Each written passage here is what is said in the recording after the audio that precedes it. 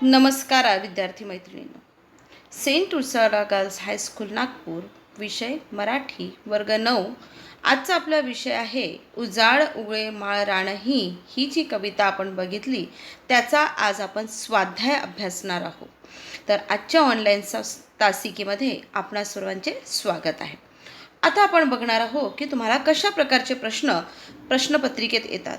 प्रश्न असतो तुम्हाला पुढील कवितेच्या आधारे दिलेल्या सूचनानुसार कृती करा. त्यानुसार तुम्हाला कृती दिलेली आहे. त्यातली बघा पहिली कृती आहे की आकृती बंध पूर्ण करा. म्हणजे तुम्हाला काही टॉपिक्स दिलेले आहेत ते तुम्हाला लिहायचे आहेत. त्याच्यामध्ये विचारलेलं आहे तुम्हाला वसंत ऋतूच्या स्वागतासाठी आतुर असलेले घटक. म्हणजे वसंत ऋतूच्या स्वागतासाठी कोणते कोणते घटक आतुर होते हे तुम्हाला या पॉईंट्समध्ये लिहायचं आहे. काय उत्तर आहे त्याच्यामध्ये? लिंबोणी, वड, पिंपळ, पळस, नागफणी, घाणेरी, पाणंद, आंबा इतके जे घटक आहेत ते काय होते? वसंत ऋतूच्या स्वागतासाठी आतुर होते.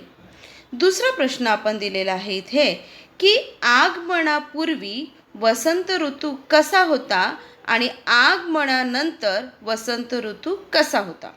आगमनापूर्वी कसं होतं? बेरड कोरडी सृष्टी, उजळे उगळे माळरान होते. आणि आगमनानंतर त्यात बदल झाला. काय झाला बदल? दिशा दिशांना रंग उधळले आणि सृष्टी वसंत गान गाऊ लागली, असं त्याचं उत्तर आहे. दुसरं आहे कोष्टक पूर्ण करा. पिंपळ पाने अशी आहेत. म्हणजे त्याची विशेषणे आपल्याला लिहायची आहे की पिंपळ पानाची काय विशिष्ट सांगितलेले आहे. कशी होती पिंपळ पाने? आपण कुठे बघितलेलं आहे की सळसळ झळझळ पिंपळ पाने मऊ मुलायम मोर पिसारी. हे जी कवितेच्या ओळी बघितल्या आपण त्यातच त्याचं उत्तर आहे की कशी होती पिंपळ पाने? सळसळ झळझळ मऊ मुलायम आणि मोर पिसारी. त्यानंतर बघणार आहोत आपण की कवितेमध्ये आलेले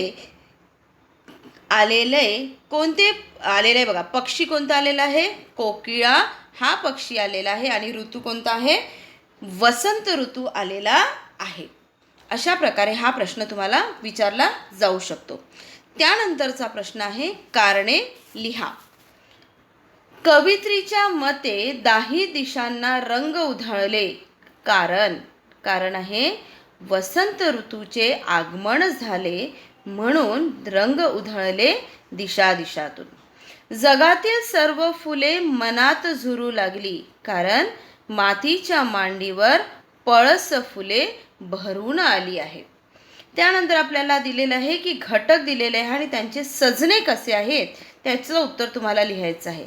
लिंबोणी कशी सजली आहे? गर्द पोपटी वस्त्र ल्याली. नागफणी जर्द तांबळी कर्णफुले घातलेली. घाणेरी दुरंगीत चुनरीत उभी राहिली. पळस फुले मातीच्या मांडीवर बहरून आली.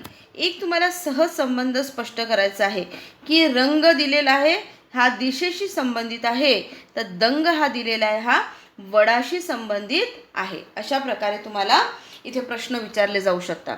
त्यानंतरचा मोठा प्रश्न तुम्हाला दिलेला आहे 4 मार्काचा तुम्हाला हा येऊ शकतो. ते आहे काव्य सौंदर्य. सांबर लाल काळ्यांनी लखडून उभे स्वागत पानंदीवर. या ओळीचा अर्थ स्पष्ट करून लिहायचा आहे. याचा अर्थ तुम्हाला मी दिलेला आहे. प्रश्नाचं उत्तर तुम्हाला दिलेलं आहे तसं तुम्हाला ते वहीत उतरवायचं आहे. त्यानंतर दुसरा प्रश्न आहे उजाळ उगळे माळ रानही गाऊ लागले वसंत गान. या ओळीतील तुम्हाला कळलेला अर्थ सौंदर्य स्पष्ट करा. अशा प्रकारचा प्रश्न तुम्हाला येईल आणि त्या प्रश्नाचं उत्तर मी इथे दिलेलं आहे हे तुम्हाला तुमच्या वहीत उतरवायचं आहे. त्यानंतरचा सर्वात महत्त्वाचा प्रश्न आहे की कवितेचे रसग्रहण करायचं आहे आपल्याला की पुढील कवितेवर दिलेल्या मुद्द्यांच्या आधारे कृती सोडवा. हा तुम्हाला नवीन प्रश्न आहे पण तुम्हाला लिहायला फार सोपा आहे हा की उजाड उगळे माळ रानही. ही कविता आपल्याला घ्यायची आहे. त्यामध्ये लिहायचे आपल्याला प्रस्तुत कवितेचे कवी कोण? कवी किंवा कवित्री. कवित्री कोण आहे? ललिता गादणे. कवितेचा रचना प्रकार आहे पादाकुलक. हे आपल्याला कवितेमध्ये दिलेला आहे. ही एक निसर्ग कविता आहे. कवितेचा काव्यसंग्रह दिलेला नाही आहे. कवितेचा विषय काय आहे? वसंत ऋतूचे स्वागत करण्यासाठी कविता लिहिलेली आहे. स्थायी भाव कोणता व्यक्त होतो इथून? वसंत ऋतू सृष्टीमध्ये चैतन्य फुलवतो. ह्यामध्ये तुम्ही तुमच्या शब्दात लिहू शकतो की तुम्हाला ह्या कवितेतून कोणता भाव समजलेला आहे. इथे मी तुम्हाला एक एक्झाम्पल दिलेलं आहे. तुम्ही यामध्ये आपल्या मनाने लिहू शकता की ह्या कवितेतून की सृष्टीमध्ये कशा प्रकारचे बदल झाले, हा सौंदर्य ह्या कवितेतून स्पष्ट होतो. मध्यवर्ती कल्पना.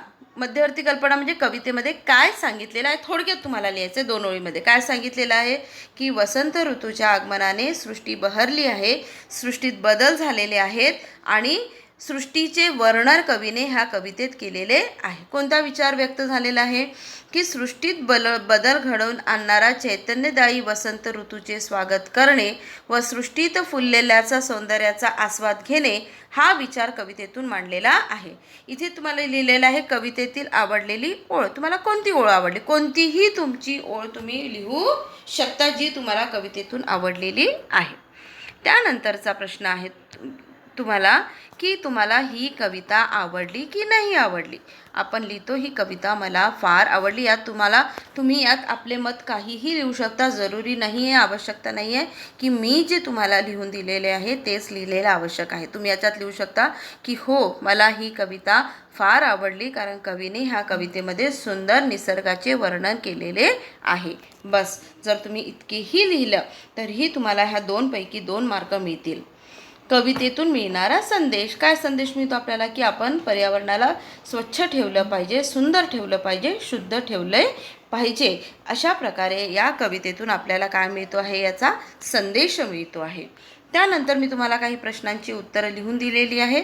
ती प्रश्नांची उत्तरं तुम्हाला वहीत व्यवस्थित उतरवायची आहे आणि तुम्हाला ही प्रश्नांची उत्तरे पहिले तुम्हाला कविता लिहायची आहे. त्यानंतर जी मी तुम्हाला दिलेला आहे कृतीपत्रिका ती तुम्हाला व्यवस्थित आपल्या वहीत उतरवायची आहे. धन्यवाद.